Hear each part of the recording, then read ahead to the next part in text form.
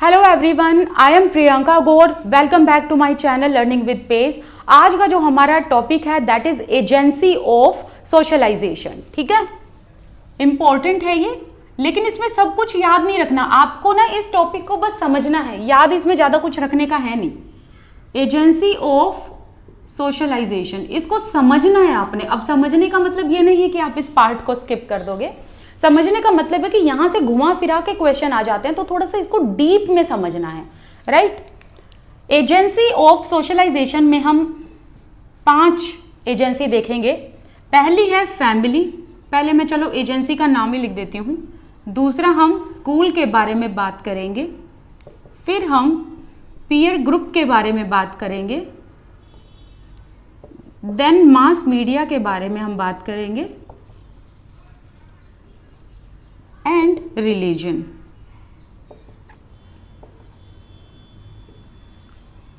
अब देखो, सबसे पहले हम फैमिली को देखते हैं, क्योंकि बच्चे का जब सोशलाइजेशन शुरू होता है, जब बच्चे का समाजीकरण शुरू होता है, तो वो यहीं से होता है।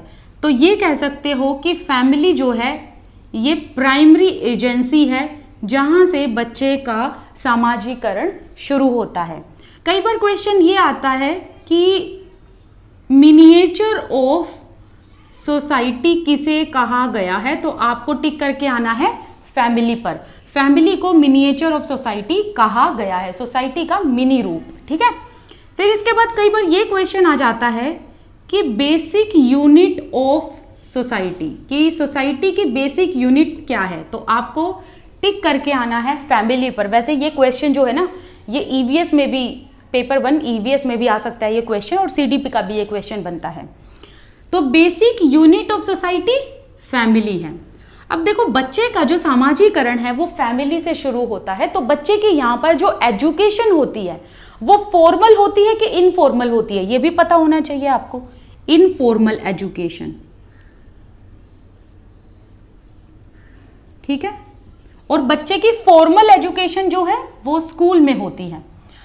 अब देखो, फैमिली भी तरह तरह की होती है, न्यूक्लियर फैमिली भी होती है, जॉइंट फैमिली भी होती है।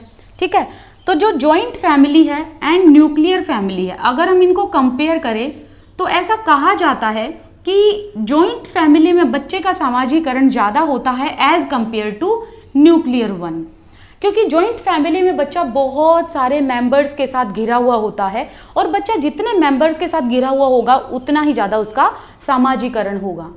ठीक है, जैसे कि फॉर एग्जाम्पल, अगर बच्चा एक एज आने के बाद भी घर तक ही सीमित रहेगा और बाहर की सोसाइटी से मिलेगा ही नहीं, तो उसका समाजीकरण कैसे होगा? उसे सोसाइटी के नॉर्म्स एंड सोसाइटी के कस्टम कैसे पता चलेंगे, राइट? तो फैमिली में जितने लोग होंगे उनसे उतना ही बच्चा सीखेगा, उतना ही अच्छा समाजीकरण होगा। तो इसीलिए ये बात कही गई है कि अगर जॉइंट फैमिली है तो बच्चे का समाजीकरण भी बहुत अच्छा होता है। इसके अलावा ऐसा नहीं है कि न्यूक्लियर फैमिली में समाजीकरण अच्छा नहीं होता, बट यह है कि यहाँ पर बच्चा अपने माता पिता तक सीमित होता है या भाई बहन तक सीमित होता है बस। लेकिन जॉइंट फैमिली में बच्चे को दादा दादी, नाना नानी, ताऊ जी ताई जी, चाचा चाची, उनके बच्चे, उनके साथ बच्चा घुल मिलकर जब रहता है तो समाजीकरण काफ़ी अच्छा पाया जाता है। ऑल एंड ऑल, इसके अलावा जॉइंट एंड न्यूक्लियर फैमिली के अलावा जो मेजर चीज है ना, वो है फैमिली का एनवायरनमेंट। फैमिली का एनवायरनमेंट, अगर फैमिली का एनवायरनमेंट, फैमिली का वातावरण अगर अच्छा है, सो दैट मीन्स कि बच्चे का सोशलाइजेशन भी काफी अच्छा और काफी हेल्दी होगा। ठीक है, जैसे कि सपोज करो, अगर बच्चे को इग्नोर किया जाएगा फैमिली में, बच्चे का प्रॉपर टेक केयर नहीं किया जाएगा, तो बच्चे का समाजीकरण कैसा होगा? बच्चे का समाजीकरण अच्छा नहीं होगा, बच्चे के ऊपर नेगेटिव इम्पैक्ट भी आएंगे। इसके अलावा अलग अलग फैमिली में अलग अलग तरीके के तौर तरीके अपनाए जाते हैं, अलग अलग तरीके की प्रैक्टिसेस होती हैं। जैसे कि कुछ फैमिली में क्या है, खाना खाने से पहले भी हाथ धोते हैं, खाना खाने के बाद भी हाथ धोकर कुल्ला करते हैं। तो उसी तरीके से हर एक फैमिली का अलग अलग प्रैक्टिसेस है, अलग अलग कल्चर है। जैसे कि कुछ फैमिली में जो है बाथरूम की स्लीपर्स अलग होंगी, घर में घूमने की स्लीपर्स अलग होंगी। कुछ फैमिलीज में नंगे पांव चलना पसंद करते हैं, मतलब घर के अंदर, एंड बाहर की चप्पलें अलग रखते हैं। तो अलग अलग जो है कल्चर है, अलग अलग प्रैक्टिसेस हैं। बच्चा इसमें ना अपने माता पिता को देखता है, उनके आचरण को समझने की कोशिश करता है और वहीं से बच्चे के सोशलाइजेशन की शुरुआत हो जाती है। बच्चा अपने फैमिली के दायरे में कब तक रहता है ये आपको पता होना चाहिए, बर्थ से लेकर 5 इयर्स तक,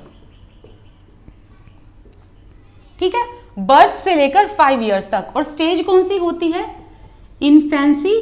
और हाँ, एक चीज ध्यान रखना, इन्फेंसी तो होती ही होती है, बट अर्ली स्टेज का भी कुछ पार्ट यहां पर, अर्ली चाइल्डहुड स्टेज का भी कुछ पार्ट यहां पर आ जाता है। तो आप ना इन्फेंसी के साथ अर्ली चाइल्डहुड स्टेज को भी यहां पर ध्यान में रखना। जबकि अगर लेटर चाइल्डहुड एंड एडोलेसेंस की बात करें तो वो दोनों स्टेजेस स्कूल में आएंगी, ठीक है, क्योंकि बच्चा यहाँ पर फॉर्मल एजुकेशन लेता है। सो फैमिली का जो रोल है वो बहुत इंपॉर्टेंट होता है। अगर फैमिली में आचरण अच्छे होंगे माता पिता के तो बच्चे का सोशलाइजेशन भी अच्छा होगा। इसके अलावा इसमें ना एक बहुत इंपॉर्टेंट टॉपिक निकल के आता है, that is types of parent, कि पेरेंट किस टाइप के, अथॉरिटेटिव हैं, परमिसिव हैं, अथॉरिटेरियन हैं। इनके बारे में ना हम अलग से टॉपिक, जो नेक्स्ट इसके वाला टॉपिक होगा उसमें हम उन्हीं की बात करेंगे, क्योंकि बहुत इंपॉर्टेंट है। टाइप्स ऑफ पेरेंटिंग आपको जाननी बहुत इंपॉर्टेंट है। वहां से एक क्वेश्चन तो लाइक 80 to 90% चांसेस होते हैं आने के। तो इसीलिए मैं उसको ना अलग पार्ट में कराऊंगी, क्योंकि वो थोड़ा सा बड़ा टॉपिक है और थोड़ा इंपॉर्टेंट है, तो इसीलिए मैं उसको यहाँ पर नहीं कराई। बट आप ना इसमें लिख लेना टाइप्स ऑफ पेरेंटिंग। तो पेरेंटिंग के जो टाइप हैं, वैसे तो हम टाइप्स ऑफ पेरेंटिंग को एजेंसी की बजाय ना फैक्टर्स में बोलेंगे तो ज़्यादा अच्छा है, क्योंकि हमने कुछ फैक्टर्स भी करने हैं। Factors influence, those factors which influence socialization. अभी तो हम एजेंट्स कर रहे हैं, तो जब हम फैक्टर्स करेंगे उसमें हम टाइप्स ऑफ पेरेंटिंग की बात करेंगे।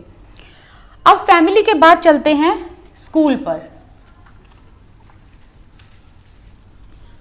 अब बच्चा बड़ा हो गया, ठीक है, यहाँ पर तो बच्चा क्या है 5 साल तक था, अब 5 साल के बाद अब बच्चा 6 का भी होगा, 7 का भी होगा, ठीक है। अब उसको सोसाइटी में बाहर निकलना पड़ेगा एजुकेशन लेने के लिए। तो अब बच्चा आया स्कूल में फॉर्मल एजुकेशन लेने। अब जब बच्चा स्कूल में आता है तो उसका अपना पीयर ग्रुप बनता है, क्लासमेट से मिलता है, टीचर से मिलता है, एंड स्कूल में जितने भी लोग होते हैं उनसे बच्चा मिलता है। तो स्कूल का इन्फ्लुएंस काफ़ी देखा गया है बच्चों पर, ठीक है। लेकिन स्कूल के इन्फ्लुएंस में भी ये मेजर रोल प्ले करता है कि स्कूल का एटीट्यूड क्या है एजुकेशन की तरफ, ठीक है। किस तरीके का स्कूल में करिकुलम है, क्या स्कूल में पढ़ाई के अलावा बच्चों को एक्स्ट्रा करिकुलर एक्टिविटीज़ कराई जाती हैं या नहीं कराई जाती हैं, क्या स्कूल में बच्चों को ग्रुप एक्टिविटी कराई जाती है या नहीं कराई जाती, क्योंकि ग्रुप एक्टिविटी से बच्चे के अंदर कोऑपरेशन की भावना आती है, शेयरिंग की भावना आती है। इसके अलावा बच्चा स्कूल से ऑनेस्टी सीखता है, पंक्चुअलिटी सीखता है, कुछ सोशल नॉर्म सीखता है जो सोसाइटी में बहुत ज़रूरी होते हैं, ठीक है। एंड इसके अलावा क्या होता है कि क्लासरूम में ना अलग अलग कल्चर के बच्चे होते हैं, तो बच्चा अलग अलग कल्चर के लोगों के साथ मिलता है, अलग अलग कल्चर के बच्चों के साथ मिलता है, तो बच्चे को कल्चरल डाइवर्सिटी का पता चलता है, लोगों के कल्चर का समझ में आता है, लोगों की लैंग्वेज सीखने की कोशिश करता है बच्चा, अलग अलग तरीके के सोच वाले लोग मिलते हैं, उनसे बहुत कुछ सीखता है बच्चा। तो स्कूल में ना बच्चे का जो सोशलाइजेशन है वो काफ़ी अच्छा होता है, लेकिन डिपेंड करता है कि स्कूल का एटीट्यूड क्या है, स्कूल एजुकेशन को कितनी इंपॉर्टेंस दे रहा है, एक्स्ट्रा करिकुलर एक्टिविटीज़ को कितनी इंपॉर्टेंस दे रहा है, टीचर का एटीट्यूड क्या है बच्चों की तरफ। ये सारी चीज़ें बहुत मैटर करती हैं। अगर स्कूल का एटीट्यूड बहुत अच्छा है, हेल्दी है, स्कूल का एटीट्यूड का मतलब है कि स्कूल में जितने भी एजेंट्स हैं, जैसे कि हेडमास्टर हो गए, मतलब प्रिंसिपल वगैरह हो गए, वाइस प्रिंसिपल हो गए, टीचर्स हो गए, राइट, अगर उनका एटीट्यूड बच्चों की तरफ अच्छा है तो बच्चे का सोशलाइजेशन भी अच्छा होगा, ठीक है। और यहाँ पर आप स्टेज कौन सी डालोगे, इसमें आप लेटर चाइल्डहुड एंड अडोलेसेंस। अब इसके अलावा एक चीज और बता दूं, कई बार अगर क्वेश्चन ऐसा आए letter childhood and early childhood की बजाय सिर्फ चाइल्डहुड लिखा आए, तो आप कंफ्यूज मत हो ना, आप यहाँ पर चाइल्डहुड लेकर भी चल सकते हो, ठीक है। लेकिन अगर चाइल्डहुड में लेटर एंड अर्ली इन दोनों को स्पेसिफाई करके बोला जाए तो लेटर चाइल्डहुड इसमें आएगी स्कूल में, एंड अर्ली चाइल्डहुड फैमिली में। Infancy and early childhood family and later childhood and adolescence school agency में आएंगे, ठीक है। तो ये चीज आपको ध्यान में रखनी है। अब बात करते हैं पीयर ग्रुप की। देखो ये चीज हमने एडोलेसेंस एज में की भी थी कि एडोलेसेंस पीरियड को जब हम पढ़ रहे थे, एडोलेसेंस एज को जब हम पढ़ रहे थे कि बच्चा एक टाइम पर आकर अपने फैमिली को भूल जाता है, क्योंकि उसे अपने दोस्त परमात्मा भगवान से भी ऊपर लगने लगते हैं, ठीक है।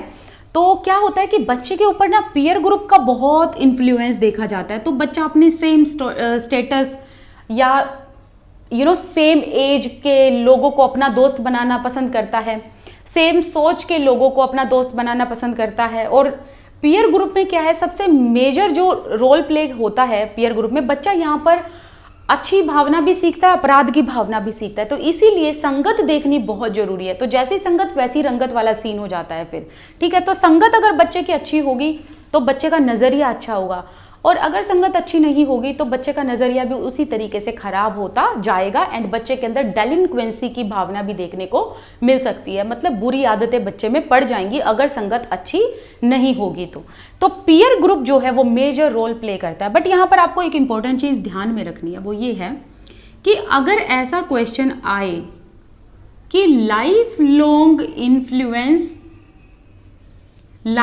इन्फ्लुएंस बच्चों पर किस चीज का पड़ता है, पीयर ग्रुप का या फैमिली का? बताओ, अगर मैं आपसे ये क्वेश्चन पूछूं कि बच्चों पर life long influence peer group का पड़ता है या फैमिली का, तो काफी बच्चे यहां पर कहेंगे पीयर ग्रुप का, बट नहीं, फैमिली का। ये चीज आपको ध्यान में रखनी है। भले ही बच्चे एक टाइम पर आकर अपनी फैमिली को भूल जाते हैं, अपने दोस्तों को ज्यादा इंपॉर्टेंस देते हैं, बट ध्यान रखना फैमिली का जो इन्फ्लुएंस है बच्चे पर वो लॉन्ग है, लाइफ लॉन्ग है। वेयर एज पीयर ग्रुप का जो इन्फ्लुएंस होता है वो लाइफ लॉन्ग नहीं होता। अब आप खुद देखो, जब आप अपनी एडोलेसेंस एज में थे, ठीक है, आपके ऊपर दोस्तों का इन्फ्लुएंस था, लेकिन आज की उम्र में आप देखो कि क्या आज भी आपके ऊपर दोस्तों का इन्फ्लुएंस है? नहीं है ना। आपके ऊपर आपकी फैमिली का ही इन्फ्लुएंस देखने को मिलेगा। तो फैमिली का इन्फ्लुएंस लाइफ लॉन्ग है, एंड पीयर ग्रुप का जो इन्फ्लुएंस है that is not life long. ये चीज ध्यान रखना, ये क्वेश्चन आया हुआ है इसीलिए मैंने आपको बताया है।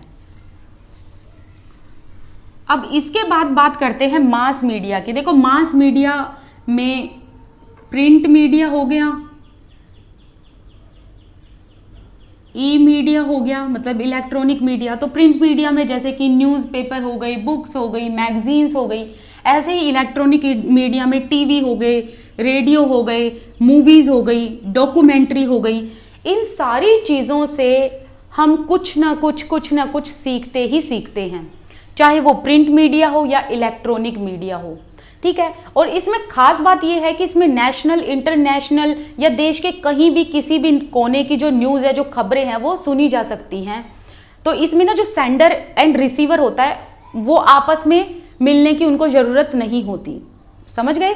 सेंडर और रिसीवर दूर बैठे बैठे अपनी बात पहुंचा सकते हैं एंड रिसीवर उनकी बात सुन सकते हैं। जैसे कि हम लोग रिसीवर हो गए एंड न्यूज़ रिपोर्टर सेंडर हो गए, जो हमें बातें बताते हैं, देश दुनिया की खबरें देते हैं, और हम एज अ रिसीवर उनको सुनते हैं, हम समझते हैं और हमें पता चलता है कि सोसाइटी में क्या हो रहा है। तो मास मीडिया से पता चलता है कि सोसाइटी में किस तरीके की प्रैक्टिसेस हो रही हैं, क्या गलत है, क्या सही है, क्या चीज़ें होनी चाहिए, क्या नहीं होनी चाहिए, राइट। इन चीज़ों के बारे में हमें मास मीडिया से पता चलता है कि सोसाइटी में क्या हम ऐसा अपनाएं जिससे हमारी सोसाइटी अच्छी हो, और क्या हम ऐसा छोड़ें जो सोसाइटी के लिए अच्छा हो, ठीक है। तो ये सब चीज़ें हमें मास मीडिया से पता चलती हैं। इसके बाद आता है रिलीजन। देखो सबका धर्म अलग अलग है, सब अपने धर्मों की इज्जत भी करते हैं, रिस्पेक्ट भी करते हैं, लेकिन जब बच्चा सोसाइटी में आता है तो हर एक धर्म के बारे में पता चलता है। और देखो हर एक की आइडेंटिटी अपने रिलीजन से होती है कि मैं हिंदू हूँ, मैं मुस्लिम हूँ या मैं क्रिश्चियन हूँ, ठीक है। सबकी अपनी आइडेंटिटी अपने धर्म से होती है, बट जब आप सोसाइटी में निकलते हो तो आप हर एक धर्म की जो रिस्पेक्ट है वो करना सीखते हो। हर धर्मों में जिस जिस तरीके के कल्चर, जो खान पान है, किस तरीके का बोल चाल है, क्या पहनावा है, वो सब आप सीखते हो। तो ये भी एक सोशलाइजेशन का पार्ट है। जैसे कि हम हिंदू लोगों में जो चीज़ें अपनाई जाती हैं, जो चीज़ें जो प्रैक्टिसेस की जाती हैं, जो फेस्टिवल सेलिब्रेट किए जाते हैं, वो मुस्लिम धर्म में नहीं होते। मुस्लिम में ईद होती है, हमारे यहाँ पर हम लोग होली, दिवाली मनाते हैं। लेकिन ऐसा नहीं है ना कि हम उनको नीचा दिखाएं या वो हमें नीचा दिखाएं। जब हम बाहर निकलते हैं, अलग अलग धर्मों के लोगों से मिलते हैं, तो हमें उनके कल्चर के बारे में पता चलता है। हम दूसरों के कल्चर को एम्ब्रेस करते हैं, दूसरों के खान पान को समझते हैं, दूसरे के पहनावे को समझते हैं। तो इससे क्या होता है, हमारा सोशलाइजेशन होता है, हमारा सामाजिकरण होता है। हम भिन्न भिन्न लोगों को जानते हैं, भिन्न भिन्न कल्चर को हम जानते हैं, हम डाइवर्सिटी को समझते हैं, which is a part of socialization. तो ये सारे जो हैं ये एजेंट्स हैं मेजर। एक्चुअली ये तो एजेंसी हैं, इनमें से जिनसे हम सीखते हैं वो एजेंट हो गए। जैसे कि फैमिली मेंबर्स जो हैं वो मेंबर्स क्या हो गए, वो एजेंट हो गए, एंड फैमिली एजेंसी हो गई। ऐसे ही स्कूल एजेंसी हो गई, बट स्कूल के टीचर, प्रिंसिपल, पीयर ग्रुप, ये क्या हो गए, एजेंट्स हो गए। ठीक है, उसी तरीके से पीयर ग्रुप एजेंसी हो गई, पीयर ग्रुप में जो लोग आ गए, जो फ्रेंड हो गए, वो एजेंट्स हो गए। तो ये चीज़ आप ध्यान रखना। ठीक है, सो आज का जो हमारा ये जो टॉपिक है कंप्लीट होता है एजेंसी का। फिर हम कल जो बात करेंगे वो फैक्टर्स पर बात करेंगे कि सोशलाइजेशन पर ऐसे कौन कौन से फैक्टर्स हैं जो अपना प्रभाव डालते हैं, बहुत इंपॉर्टेंट है। फिर हम उसमें टाइप्स ऑफ पेरेंटिंग भी करेंगे। एक्चुअली टाइप्स ऑफ पेरेंटिंग का तो मैं अलग से टॉपिक लाऊंगी, क्योंकि जैसा कि मैंने बताया बहुत इंपॉर्टेंट है और वहाँ से क्वेश्चन आते हैं। ठीक है, चलिए आज के लिए इतना बहुत है। अगर आप मेरे साथ टेलीग्राम, इंस्टाग्राम पर जुड़ना चाहते हैं तो बिल्कुल जुड़ सकते हैं। You are most welcome. This side Priyanka Gaur. I wish you all the best, keep learning. Thank you so much for watching this video. And आपको टेलीग्राम, इंस्टाग्राम का लिंक आपको डिस्क्रिप्शन बॉक्स में मिल जाएगा। चलिए मिलते हैं नेक्स्ट वीडियो में। Thank you so much.